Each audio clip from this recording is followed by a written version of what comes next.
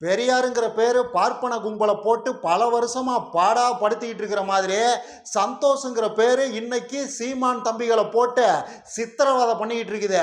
யார் இந்த சந்தோஷ்? இந்த சந்தோஷ் வேற யாரும் கிடையாது. 2-3 நாளைக்கு முன்னாடி பிரபாவோட அண்ணன் மகன் சொன்னார்ல, சந்தோஷ்னு ஒருத்தர் வருவாரு, அவரு சீமானோட பித்தலாட்டங்கள் அத்தனையும் ஆதாரத்தோட ஊர் உலகத்துக்கே சொல்லுவாரு அப்படின்னு அவர் சொன்னார்ல, அந்த சந்தோஷ் தான் இந்த சந்தோஷ். இந்த சந்தோஷ் நியூஸ் 18 தமிழுக்கு நேத்து ஒரு பேட்டி கொடுத்திருக்கிறாரு. சீமான் சாப்டர் ஆல்மோஸ்ட் முடிஞ்சது. அதுலயும் நொன்னனோட ஈழத்து பீத்த கதைகளை பத்தி எல்லாம் இனிமே பேசுறதுக்கே ஒண்ணும் இல்ல, அதுக்கெல்லாம் இனிமேல் முட்டு கொடுக்க முடியாதுங்கிற முடிவுக்கு தம்பிகளே வந்துட்டானுங்க. ஆக்சுவலா அண்ணன் 2 நாளைக்கு முன்னாடியே அந்த முடிவுக்கு வந்துட்டாரு. இவனுங்க கொஞ்சம் லேட்டு, ஒரு மாதிரி இன்னைக்கு டோட்டலா சரண்டர் ஆயிட்டானுங்க. அண்ணன் தம்பி அத்தனை பேரும் ஈழத்து பீத்த கதைகளை பத்தி இனிமே பேசுறதுக்கே ஒண்ணும் இல்லைங்கிற லெவலுக்கு அந்த சந்தோஷ் கொண்டு வந்து விட்டுட்டாரு. அந்த பக்கம் அண்ணா அடிச்ச பல்ட்டி ஒரு மாதிரின்னா, இந்த பக்கம் தம்பிகள்லாம் கிருட்டுன்னு உருட்டுன்னு உருட்டுறானுங்க. அவங்களோட அந்தர் பல்ட்டியில் இருக்கிற இன்ட்ரெஸ்டிங்கான விஷயங்களுக்கு அப்புறமா வர்றேன். அதுக்கு முன்னாடியே இந்த சந்தோஷ் நியூஸ் 18 பேட்டியில அப்படி என்னதான் சொன்னாருங்கிறத பத்தி சுருக்கமா பார்த்துட்டு போயிடுவான். ஆக்சுவலா இந்த வீடியோவில் ஈழத்து தலைவரை பிரபான்னு மட்டும்தான் சொல்லுவேன். முழு பேரையும் நீங்களா புரிஞ்சுக்குங்க. ஏன்னா யூடியூப்ல அந்த முழு பேரை சொல்றதுல கம்யூனிட்டி கைட்லைன்ஸ் பிரச்சனை இருக்குதுன்னு நினைக்கிறேன். பெரும்பாலும் நம்மளுக்கு அந்த பேரை சொல்றதே கிடையாது. அப்புறம் மேதகு அப்படிங்கிற மாதிரி எல்லாம் உருட்டுறாங்க. நமக்கு மட்டும் ஏன் வம்பு? பிரபாங்கிற நீங்க புரிஞ்சுக்குங்க.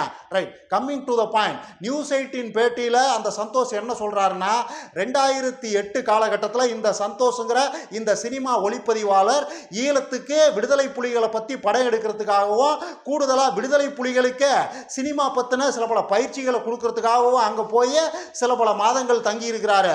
எக்ஸாக்டா அதே காலகட்டத்தில், அதாவது 2008 ஜனவரி வாக்கில் தமிழ்நாட்டிலிருந்து இன்னொரு சினிமா குரூப் ஈழத்துக்கு போகுது.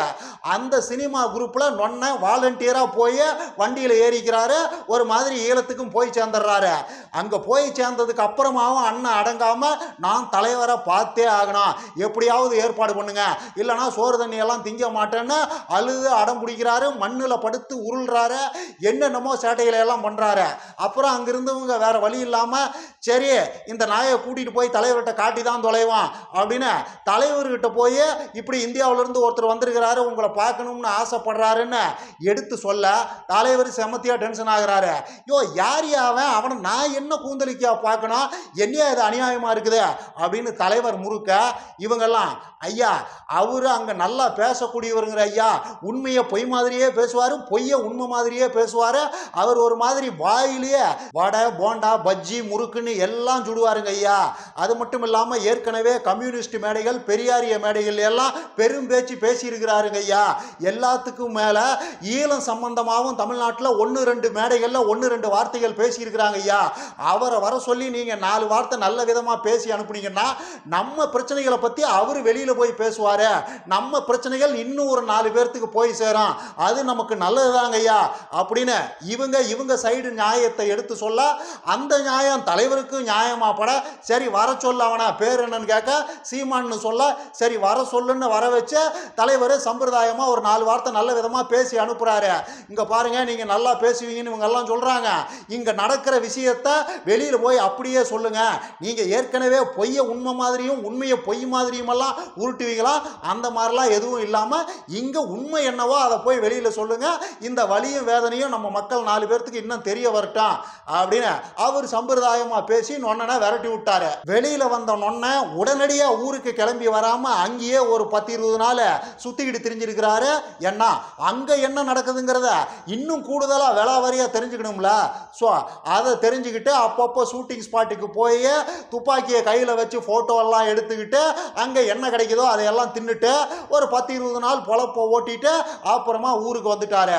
அவ்வளவுதான். அதுக்கப்புறமா, அதாவது 2008 பிப்ரவரியிலிருந்து 2009 மே மாதம் முள்ளிவாய்க்கால் துயரம் நடக்கிற வரைக்கும் நொன்ன தப்பி தவறி கூட மறந்து போய் கூட எந்த மேடையிலையும் நான் பிரபாவை பார்த்தேன், அவரு என்கிட்ட இந்த மாதிரி விஷயங்களை எல்லாம் சொன்னாரு, ஈழ விடுதலை போராட்டத்தையே அவர் என்கிட்ட தான் கொடுத்துட்டு போயிருக்கிறாரு அப்படின்னு மறந்து போய் கூட சொல்லலை.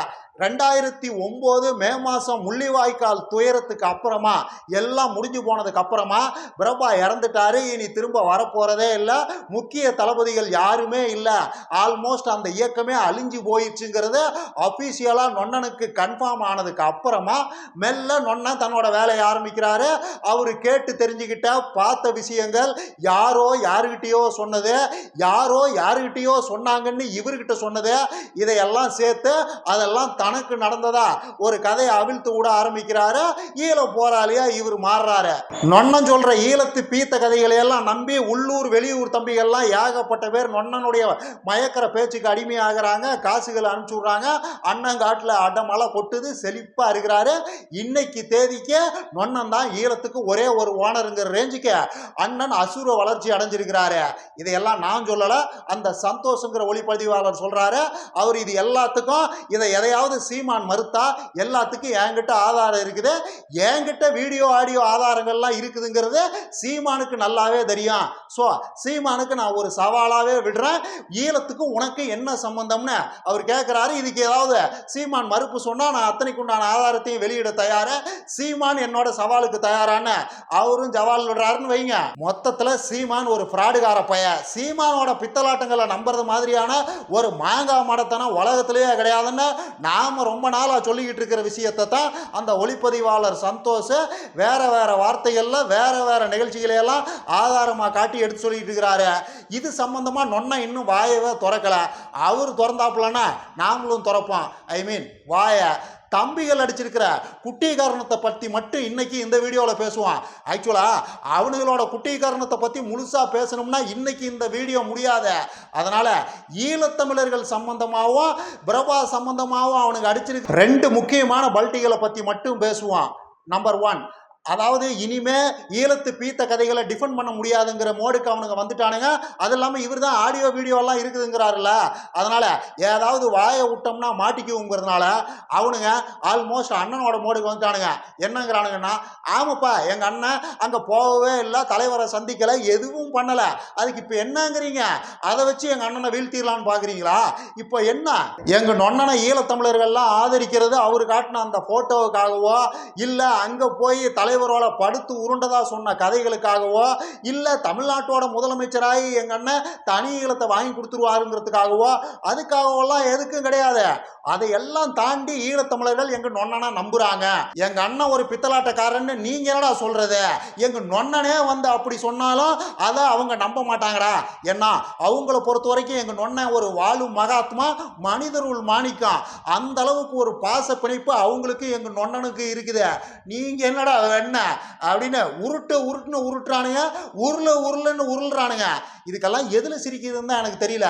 அடே தற்குறி முண்டாங்களா, உங்க நொண்ணனோட அந்த போட்டோ உட்பட ஈழத்து பீத்த கதைகளையெல்லாம் நம்பி தாண்டா அவங்க உங்க நொண்ணனுக்கு சப்போர்ட் பண்ணிக்கிட்டு திரியிறாங்க, அப்புறம் காசெல்லாம் அனுப்பிச்சுட்டு திரியிறாங்க.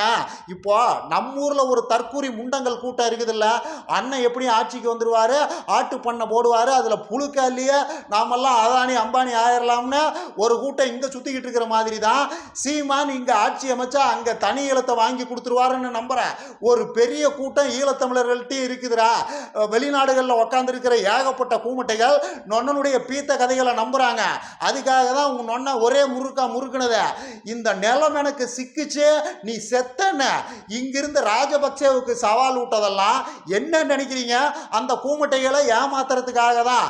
தற்குறிகள்ங்கிறவங்க தமிழ்நாட்டில் மட்டும் கிடையாது, உலகம் முழுக்க இருக்கிறாங்க, ஈழத்தமிழர்கள்லையும் கணிசமா இருக்கிறாங்க. இப்போ உங்க நொண்ணனை சொல்லுங்கடா, நான் இங்க தமிழ்நாட்டுக்கு முதலமைச்சரானா தமிழ்நாட்டுக்கே நல்லது பண்ண முடியுமா இல்லையான்னு எனக்கு தெரியல. இதுல எங்கிருந்து நான் இங்க முதலமைச்சராயே அங்க தனி ஈழத்தை வாங்கி கொடுக்கறத? அதுக்கெல்லாம் வாய்ப்பு இல்லைன்னு உங்க நொண்ணனுக்கு தில்லு இருந்தா தைரியம் இருந்தா ஒரே வார்த்தை சொல்லுங்கடா கூமிட்ட தம்பிகளா. வெளிநாடுகள்ல இருந்து ஈழத்தமிழர்கள்ட்ட இருந்து 10 பைசா வராத. ஏன்னா திரும்பவும் சொல்றேன், தற்குறிகள் அங்கேயும் கணிசமா இருக்கிறாங்க. இதுக்கு அந்த சந்தோஷே ஒரு உதாரணம் சொல்றாரு. அதாவது நம்ம ஊர்ல சிஏ முடிச்சுட்டு ஹைலி குவாலிஃபைடு ஆடிட்டர்ஸ்லாம் நிறைய பேர் இருப்பாங்கல்ல, டாப் பெய்டு ஆடிட்டர்ஸ். அந்த மாதிரியே நிறைய சம்பாதிக்கிற நல்ல நாலேஜபிள் ஆடிட்டர் ஒருத்தர் கனடாவில் இருக்கிறாரு, ஈழத்தமிழர். அவரு நொண்ணனுக்கு பணம் அனுப்பிட்டு இருக்கிறாராம். இவர் பல தடவை சொல்லிட்டாரா, ஐயோ அவர் பிராடு பையா, அவனுக்கு ஏன் காசு அனுப்பிட்டு இருக்கிற, எத்தனை தடவை சொன்னாலும் திருந்த மாட்டியா அப்படின்னு பல தடவை சீமானோட பித்தலாட்டங்களை அவருக்கு எடுத்து சொல்லியும் அவர் இன்னமும் திருந்தாம இவருக்கு நொண்ணனுக்கு பணம் அனுப்பிட்டு இருக்கிறாராம். ஸோ அந்த லெவலுக்கு படித்த நல்ல குவாலிஃபைடு ஆடிட்டர்ஸே நொண்ணனோட பேச்சில் மயங்கி கிடக்கும் போது சாதாரண அப்பாவி ஈழத்தமிழர்கள்லாம் நொண்ண ஆட்சிக்கு வந்து அங்கே தனி ஈழத்தை வாங்கி கொடுப்பாருன்னு நம்ப மாட்டாங்களா என்ன? ஏன்னா தற்கூரி முண்டங்களா. இப்போ நம்ம ஊரில் முறுக்கிறாருல்ல, அதாவது தமிழ்நாட்டோட முதலமைச்சர் ஆனன்னா நான் சிங்கள மிலிட்ரிக்கு எதிராக நெய்தல் பட கட்டுவேன், அவங்க அத்தனை பேர்த்தையும் அடித்து விரட்டுவேன்னு முறுக்கிறாருல்ல. இந்த பித்தலாட்டத்தை கேட்டெல்லாம் அங்கே ஏகப்பட்ட பேர் மயங்கி கிடக்குறாங்க. டே அப்பா, இந்தியாவுக்குள்ள இருக்கிற ஒரு மாநிலத்தின் முதலமைச்சராக இருந்துகிட்டு இந்திய அரசிய, அவ்வளவு பெரிய இந்திய அரசியை எதிர்த்து நொண்ணன் பேரலல் மிலிட்ரி ஃபார்ம் பண்ணுவாருன்னா ரொம்ப சிம்பிளா இலங்கைக்காரனை மிரட்டி சிங்களவனையெல்லாம் அடிச்சு விரட்டி விட்டு தனி ஈழத்தை வாங்கி கொடுத்துருவாரு. நொண்ணனால முடியாதா என்ன அப்படின்னு ஒரு தற்கொலை கூட்டம் அங்கேயும் தாண்டா நம்பிக்கிட்டு இருக்குது. ஸோ உங்க நொண்ணனுக்கு முட்டு கொடுக்கறதா நினைச்சு உங்க நொண்ணன் சோத்துல முழுசா மண்ணை போட்டுறாதீங்கடா மம்முட்டியானுங்களா. அப்புறம் ரெண்டாவதா எப்படி உருள்றானுங்கன்னா, சரிப்பா நாங்க ஒத்துக்கிறோம், எங்க நொண்ண 2008க்கு முன்னாடியும் சரி 2008க்கு அப்புறமாவும் சரி இது வரைக்கும் ஈழத்துக்காக எதுவும் செய்யல. எங்க நொண்ணனால ஈழத்துக்கோ ஈழத்து மக்களுக்கோ விடுதலை புலிகளுக்கோ எந்த காலத்திலையும் எந்த யூஸும் இல்லை, நாங்க ஒத்துக்கிறோம். நீங்க சொல்ற மாதிரி உண்மையாவே விடுதலை புலிகளுக்கு ஹெல்ப் பண்ணது பெரியாரிஸ்டுகளும் இன்னும் பிற ஆட்களும், அது சரின்னு வச்சுக்கிட்டா இன்னைக்கு ஈழத்தமிழர்கள் மத்தியில் அதிக செல்வாக்கோட இருக்கிறது யாரு? பெரியாரிஸ்டுகளான கொளத்தூர் மணி, கோவை ராமகிருஷ்ணன், வைகோ இன்னும் பிற ஆட்களா, இல்ல எங்கு நொண்ண சீமானா? யாரு ஈழத்தமிழர்கள் மத்தியில் இன்னைக்கு தேதிக்கு அதிக செல்வாக்கு செலுத்துறது? எங்க நொண்ணன் தானே. அப்ப எங்க நொண்ணன் தானே கெத்து. இவங்க கோவை ராமகிருஷ்ணன், கொளத்தூர் மணி, வைகோலாம் ஒண்ணு இல்லைன்னு தான் அர்த்தம். நீங்க சொல்றது பொய்ன்னு தானே வருது. அவங்கெல்லாம் உண்மையாவே ஈழத்துக்கும் விடுதலை புலிகளுக்கும் ஏதாவது செஞ்சிருந்தா இன்னைக்கு ஈழத்தமிழர்கள் மத்தியில் அவங்களுக்கு பெரிய செல்வாக்கு இருந்திருக்கணும்ல. ஏன் இல்ல? ஏன் எங்க நொண்ணனுக்கு மட்டும் பெரிய செல்வாக்கு இருக்குது அப்படின்னா எங்க அண்ணன் தானே கெத்து, உண்மையாவே எங்க நொண்ணன் தானே ஈழத்துக்காக ஏதாவது பண்ணியிருக்கிறாரு அப்படின்னு அர்த்தம் வருது அப்படின்னு உருள்றானுங்க. இந்த தற்கூரி முண்டங்களுக்கெல்லாம் எப்படி சொல்லி புரிய வைக்கிறதுன்னு எனக்கு தெரியல. ஆக்சுவலா இவனுங்க கேட்கிற இந்த கேள்விக்கான பதில் ரொம்ப சிம்பிள். 2009 மே மாசம் முள்ளிவாய்க்கால் துயரத்துக்கு அப்புறம் தமிழ்நாட்டில் எந்த பெரியாரிஸ்டும் எந்த ஈழ ஆதரவாளரும் யாருமே ஈழத்தை வச்சு வியாபாரம் பார்க்கல. சீமான் மட்டும்தான் 2009 முள்ளிவாய்க்கால் துயரத்துக்கு அப்புறமா அதை வச்சு பெரிய அளவுக்கு வியாபாரம் பார்த்து சில்லறை பார்த்துக்கிட்டு இருக்கிறது. நொன்னம் பார்க்கறது வியாபாரம்னே தெரியாம அப்பாவி ஈழத்தமிழர்கள்லாம் அண்ணனுடைய மயக்கிற பேச்சில் கட்டுண்டு காசு அனுப்பிட்டு இருக்கிறாங்க. அவ்வளவுதான். சீமான் வியாபாரம் பார்க்கிறாரு. அவங்க யாரும் பெரியாரிஸ்டுகளோ இன்னும் பிற ஈழ ஆதரவாளர்களோ யாருமே வியாபாரம் பார்க்கல, வயிறு வளர்க்கல. சீமான் அதை செஞ்சுக்கிட்டு இருக்கிறாரு. அவ்வளவுதான். இது ரொம்ப சிம்பிளுங்க. 1980களில் இலங்கை அரசின் அடக்குமுறைக்கு எதிராக பிரபா ஒரு பெரிய ஆயுத போராட்டத்தை முன்னெடுக்கிறாரு. அந்த ஆயுத போராட்டத்தில் நியாயம் இருக்குதுன்னு தமிழ்நாட்டில் நிறைய பேர் நினைக்கிறாங்க. அதில் திராவிட இயக்கத்துக்காரங்களும் இருந்தாங்க. அதனால அத்தனை பேரும் உணர்வு பூர்வமாக அதுக்கு ஆதரவு தெரிவித்தாங்க. அதில் உடன்பாடு இல்லாமல் இதெல்லாம் தேவையில்லாத வேலை, ஏதோ ஒரு வகையில் பேசி கொஞ்சம் சமாதானமாக போகிறது நல்லதுன்னு தமிழ்நாட்டில் ஏகப்பட்ட பேர் நினைச்சாங்க. அவர்கள் எல்லாம் மூடிக்கொண்டு அமைதியாக இருந்தார்கள். அது நியாயம்னு நினைச்சவங்க அதுக்கு உணர்வு பூர்வமாக ஆதரவு கொடுத்தாங்க. உணர்வு பூர்வமான ஆதரவை தாண்டி பணமாகவும் பொருளாகவும் தமிழ்நாட்டிலிருந்து ஏகப்பட்ட பேர் அவங்களுக்கு ஹெல்ப் பண்ணாங்க. அதுலேயும் திராவிட இயக்கத்தினருக்கு பெரிய பங்கு இருக்குது. நிறைய திராவிட இயக்கத்தினர் பெரியார் ஆதரவாளர்கள்லாம் பணம் பொருள்லாம் அங்கே இருக்கிறவங்களுக்கு உதவி பண்ணி இங்கே கேஸ் எல்லாம் வாங்கி பல நாள் ஜெயிலில் எல்லாம் இருந்தாங்க. ஒரு வழியாக 2009 மே மாதம் அந்த ஆயுத போராட்டம் தோல்வியில் முடியுது. அவ்வளவுதான். உணர்வு பூர்வமாக ஆதரவு கொடுத்தவங்களும் பணம் பொருளாக உதவி பண்ணவங்க அத்தனை பேரும் அத்தோட அமைதி ஆயிட்டாங்க. ஏன்னா அந்த ஆயுத போராட்டம் தோல்வியில் முடிஞ்சிருச்சு. மேற்கொண்டு அதை பற்றி நாம் சொல்கிறதுக்கு ஒன்றும் இல்லை. இனிமே தங்களோட அரசியல் என்னங்கிறத ஈழ மக்கள் தான் முடிவு பண்ணணும். ஏன்னா ஈழம்ங்கிறது அவங்களோட சொத்து, அவங்களுக்கு உண்டான அரசியலை அவங்க தான் முன்னெடுக்கணும். அவங்க நாளைக்கு ஜனநாயக பூர்வமான வழியில் அவங்களோட அரசியலை முன்னெடுத்தாலும் நாம் ஆதரிக்கலாம். இல்லை வேறு வழிகளில் தங்களோட அரசியலை முன்னெடுத்தாலும் அதில் நியாயம் இருக்குதுன்னு நமக்கு தோணுனா மூலமாக நாம் நம்மளோட உணர்வுபூர்வமான ஆதரவை அவங்களுக்கு தெரிவிக்கலாம். அவ்வளவுதான். நாமெல்லாம் ஒரே மொழி பேசுகிறவங்க, நாமெல்லாம் தமிழர்கள்ங்கிற அந்த அடிப்படையில் அவங்களோட அரசியலுக்கு நம்மளால் முடிஞ்ச ஆதரவு தெரிவிக்கலாம், இல்லைன்னா மூடிக்கிட்டு இருக்கலாம். அவ்வளவுதான். அதை விட்டுட்டு இங்கே ஒரு அரசியல் கட்சியை வச்சுக்கிட்டோ இல்லை இங்கே ஒரு இயக்கத்தை வச்சுக்கிட்டோ அங்கே அதை பிடுங்கிடுவேன், இதை நட்டுருவேன், நீங்கள் அங்கே அதை பண்ணுங்க இதை பண்ணுங்கன்னு இங்கிருந்து சொல்கிறதுக்கெல்லாம் யாருக்கும் அதிகாரம் கிடையாது. அப்படி பேசுகிறவன்லாம் அயோக்கிய பையன் அர்த்தம்.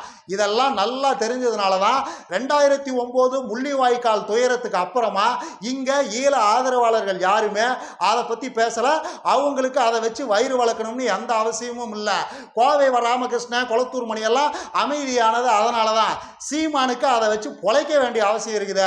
அதனால் அண்ணன் இன்னமும் ஈழம் பிரபான்னு பேசி பிச்சை எடுத்துக்கிட்டு திரிகிறாப்புல, ஈழத்தமிழர்களை எல்லாம் ஏமாற்றி உருட்டி காசு வசூல் பண்ணிக்கிட்டு திரிகிறாரு. அவ்வளவுதான். இப்போ அது அவங்க அரசியல், அவங்க ஊர் அவங்க பார்த்துக்குவாங்க. இங்கிருந்து நீ என்ன நொற்ற? அங்கே ஈழத்தில் உட்காந்துக்கிட்டு ஈழத்தமிழர்கள்லாம் தமிழ்நாட்டுக்கு அட்வைஸ் பண்ணாலோ இல்லை நமக்கெல்லாம் தமிழ்நாட்டு அரசியலை நீங்கள் எப்படி வச்சிருக்கணும்னு அட்வைஸ் பண்ணாலோ கருத்து கூந்தல்களை சொன்னாலோ நாம் சும்மா இருக்குமா? சூத்தை மூடிட்டு உங்கள் வேலை என்னமோ அதை பாருங்க. எங்கள் ஊர் அரசியலை என்ன பண்ணணும், எங்கள் ஊருக்கு என்ன பண்ணணும்னு எங்களுக்கு தெரியும், நம்ம சொல்லுவோமா மாட்டோமா? அப்புறம் அதே தானே இவனுங்களுக்கும். இவனுங்க யாரு? இந்த நாம் தமிழர் கட்சி, இந்த பீத்த சீமானும் 10 பீத்த தம்பிகளும் ஈழத்தில் என்னத்தை புடுங்கிடுவானுங்க. திரும்பவும் சொல்றேன், அவங்க ஒரு அரசியலை முன்னெடுக்கிறாங்கன்னா அது நியாயம்னு உங்களுக்கு பட்டா ஆதரிக்கலாம், அநியாயம்னா கிரிட்டிசைஸ் பண்ணலாம், இல்லை ஒன்றும் ஒப்பீனியன் சொல்லாமல் மூடிக்கிட்டு இருக்கலாம். அவ்வளவுதான். அதை விட்டுவிட்டு இங்கே ஒரு அரசியல் கட்சியை வச்சுக்கிட்டு அவங்கள காப்பாற்ற போறேன்னு பேசுறது மாதிரி ஒரு அயோக்கியத்தனம் உலகத்தில் ஏதாவது இருக்குதா? இந்த 15 வருஷத்தில் நொன்ன ஈழத்தை வச்சு அவர் வயிறை தான் வளர்த்துருக்கிறாரே தவிர அவங்களுக்கு 10 பைசா ஏதாவது ஹெல்ப் பண்ணியிருக்கிறாரா? இவர் இங்கே பேசுகிற அரசியல்னால அந்த மக்களுக்கு ஒரு 5% 1% நன்மை ஏதாவது நடந்திருக்குதா? கூமட்டு தம்பிகள் ஏதாவது ஆதாரம் இருந்தால் காட்டுங்க. உங்க நொன்ன வயிறு நல்லா பெருசாக இருக்குது, சொத்து பத்துக்களை பெருக்கி இருக்கிறாரு. அவ்வளவுதான். அதை தாண்டி ஈழ அரசியலை இங்க பேசுறதுனால யாருக்கு என்ன லாபம்டா? எரும மாடுகளா, அறிவு கட்ட ஆம குஞ்சுகளா? இது எல்லாத்துக்கும் மேல 2009க்கு பிறகு பெரியாரிஸ்டுகள்லாம் ஈழத்தை பத்தி பெரிய அளவுக்கு பேசாததுக்கு இன்னொரு முக்கியமான காரணமும் இருக்குது.